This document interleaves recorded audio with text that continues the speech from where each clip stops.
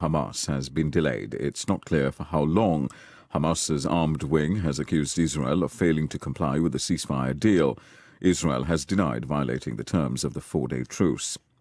Another 200 trucks carrying humanitarian aid have crossed into Gaza from Egypt. Bushra Khalidi, a policy advisor with Oxfam, says the current ceasefire should be extended to allow more food and medical supplies to be delivered. This temporary pause, though a welcome small step in the right direction, absolutely not enough in terms of meeting the humanitarian needs of 2.2 million people. 1.8 million of those people have been displaced and are homeless and destitute, and now are starving, and we're seeing the beginning of a potential epidemic. Tens of thousands of people have marched through central London in the latest pro-Palestinian protest. The Metropolitan Police say 4 people were arrested on suspicion of inciting racial hatred and 2 for allegedly supporting a proscribed organisation. During the march, the police handed out leaflets warning that racism or hatred towards any religion would not be tolerated. Ukraine says its capital, Kiev, has been hit by the biggest drone attack since the start of the war with Russia. 16,000 homes were left without power in the region around the city, but Ukrainian officials say most of the drones were shot down. Reports from Afghanistan say tailors of women's clothes have held a protest in Herat after Taliban officials made them shut their shops.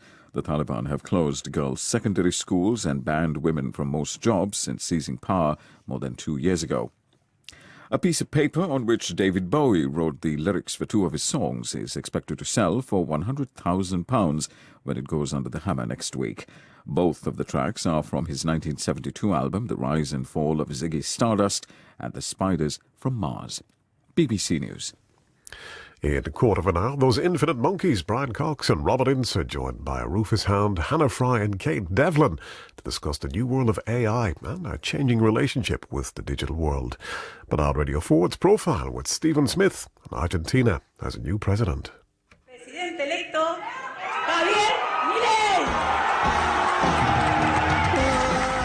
We've seen some colourful types assuming high office in recent years, but the newly elected president of Argentina might just take the biscuit, or Galetta. He's the chainsaw-toting, Jagger impersonating, pooch cloning, tantric sex instructing, big hair sporting, anarcho-capitalist Javier Milei. Javier laugh, more like, you could be forgiven for saying, but no. This is the gaucho who's going to be running the government down Buenos Aires way after his shock victory at the polls. So he wears a leather jacket a lot of the time and he screams on stage, he jumps around, he sings to rock music. He is the least presidential candidate you could imagine. He's very passionate in person, in TV, especially when he's talking about economics or opera. He's a huge fan of opera. Argentina's economic problems have reached an operatic pitch. Plenty of raised voices and collapsing scenery. Is Milei too much of a diva to sort things out? He, I think, understands that what lies ahead is extremely difficult. It's like, deactivating a time bomb that it's about to explode, and it has to be done very, very meticulously. But meticulous isn't the first word that springs to mind in Milei's case. He advocates letting the free market rip. He says he wants to cut public spending by up to 15 percentage points of GDP, which is massive. He also says he wants to reduce the number of taxes and slash regulations. He wants to privatize many of Argentina's state-owned companies, basically all of which are in the red. And he wants to blow up the central bank, using his terms, and replace the Argentine currency, the peso, with the dollar. How do I fill you in on Milei?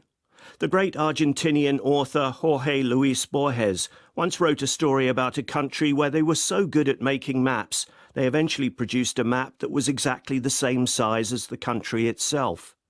Well, we might need similarly outsized charts to record all the contours and curious features of Senor Milei. But here goes. He was born in 1970 to middle-class parents in Buenos Aires. But it wasn't a happy childhood, says Argentinian journalist and Milei's unauthorized biographer Juan Luis González. He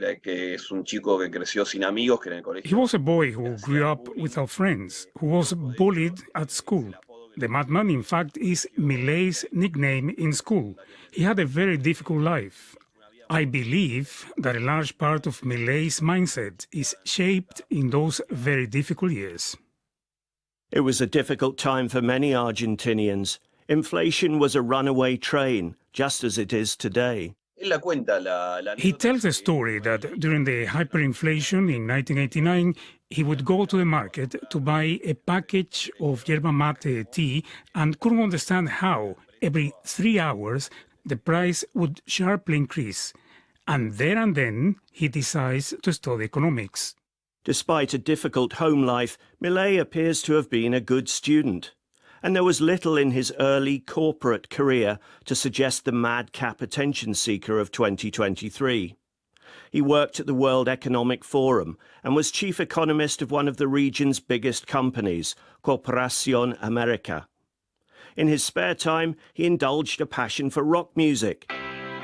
He played in a Rolling Stones tribute band, taking the role of Mick Jagger. His schoolmates mentioned that when he was in high school, during breaks, he would dance like Mick Jagger.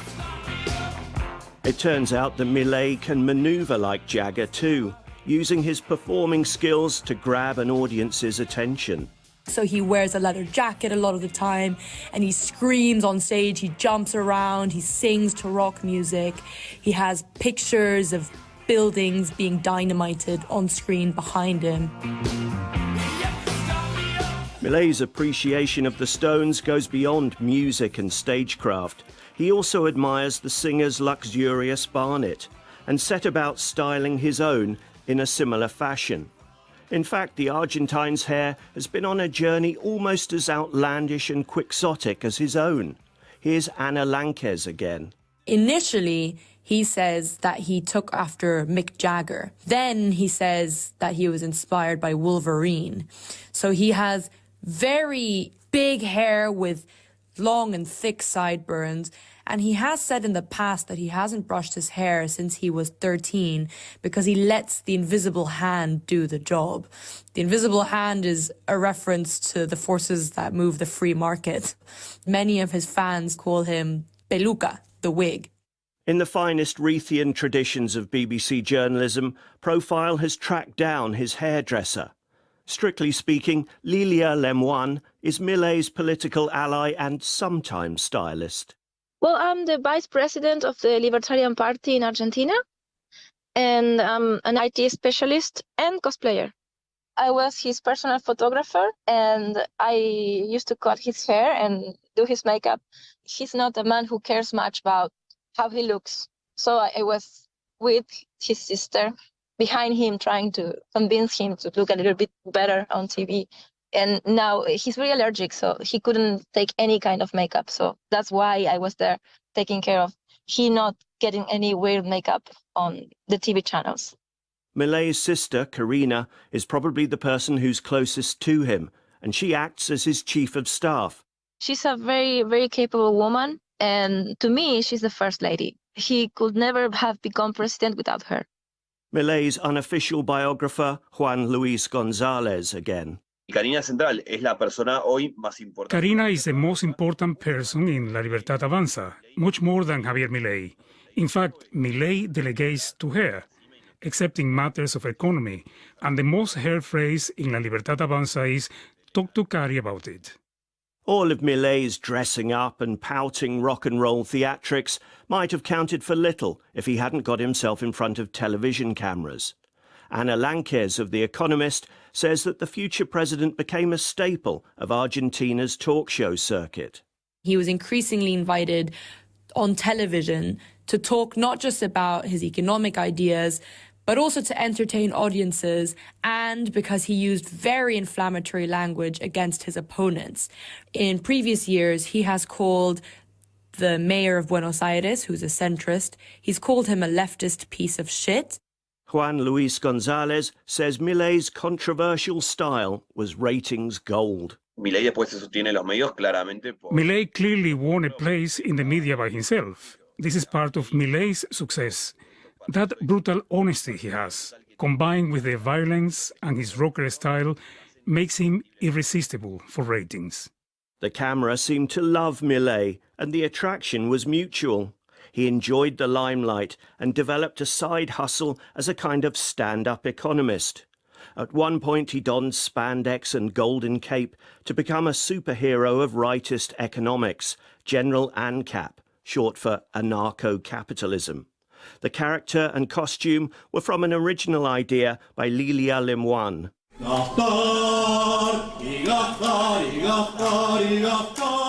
I asked him if he could wear one of my costumes. I created a character. It was Captain ANCAP, anarcho-capitalist. I designed it and he said, okay. And he came to one of my events and he wore the suit. It was really fun. Kids already loved him. He was very happy taking pictures with people. His superhero mission is to kick Keynesians and collectivists in the ass. And he says that he's the leader of Liberland, a fictional country where nobody pays taxes. Is it a bird? Is it a plane? No, it's an economist in unforgiving leggings. But Milei's public seemed to like it. We were taking a coffee next to his house and a woman with a child. The child asked him for a picture. Of course, he took the selfie with the kid. And then the kid's mom grabbed him by his hands and asked him, please get into politics. Please, I don't want my child to leave the country when he grows. Please, Milei, do something. By the time Milei was contemplating a political career, he would do just about anything to get himself noticed on the campaign trail. One of his favourite props was a chainsaw. One thing he has done in his campaign is to wield a chainsaw because it represents how he wants to destroy the status quo. So I think Milei's violent rhetoric, outburst against opponents, and also use of devices like the chainsaw are all supposed to show just how disruptive he's going to be in a country where people are really pining for change and are sick of their politicians. But who does Milei go home to with his chainsaw? He's unmarried and has no children. But he has a girlfriend and once claimed to be a tantric sex consultant. The politician himself has said his closest confidant was his dog, an English Mastiff called Conan. When the dog died, he did what any animal lover would have done. He had Conan cloned. Milei says Conan told him to run for president from beyond the grave. Just before the runoff election, a journalist asked him if it was true that he receives, and I quote, political advice from his dead dog. And Milei answers on air, and what's the problem if that's the case? Now, Milei couldn't part ways with Conan when Conan died. So Conan's genetically identical offspring are Milei's four-legged children, and he dedicates many of his speeches to them. You can put your head in their mouths and they will not bite you. They're really kind creatures. They're lovely. Don't try this at home, listeners. Polite society in Buenos Aires might wrinkle its nostrils at the antics of Javier Milei, but to some extent the ruling classes have only got themselves to blame. Decades of two rival power blocs dominating the country have led to stasis, says Ezequiel González Ocantos of Oxford University. What's quite extraordinary about this victory, so normally Argentina sort of has had since the 80s, broadly speaking, a sort of Peronist coalition and an anti-Peronist coalition or group of parties on that side of the spectrum. For struggling, disgruntled voters in Argentina, none of the above was a seductive option at the polls, and that's what Milei represented. He was able to dilute the salience of that camp, therefore sort of undermining the main strategy of the mainstream opposition by activating this sort of cleavage which sort of divides not the Peronists from the anti-Peronists, but the politicians from the people. Anna Lankes from The Economist again. I think the best way to understand Milei's victory is frustration. And under the current Peronist government, inflation has reached 150%, which is the third highest rate anywhere in the world. So I think people are really fed up with economic mismanagement and they just wanted a change. Can General ANCAP single-handedly thwart the forces of the global economic order and save his nation from ruin? Yes, he can. says Lilia Lemoine. I believe that people has awakened here in Argentina. He will have the support he needs from the people. And of course, his Congress people, me included, will fight for it. Milei's coalition only won 7 seats in the Senate out of 72 and 38 in the lower house out of 257. So he's really going to have to negotiate in order to pass many of his reforms. And I think that's going to be very difficult for him. El corazón de las propuestas de Milei no ha sido nunca propuestas. The core of Milei's proposals has never been tested.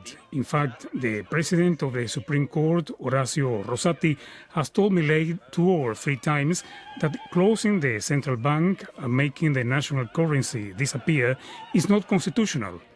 And add to that Milei's own instability, someone who talks to a dead dog through a medium. Profile was presented by Stephen Smith. The producer was Diane Richardson.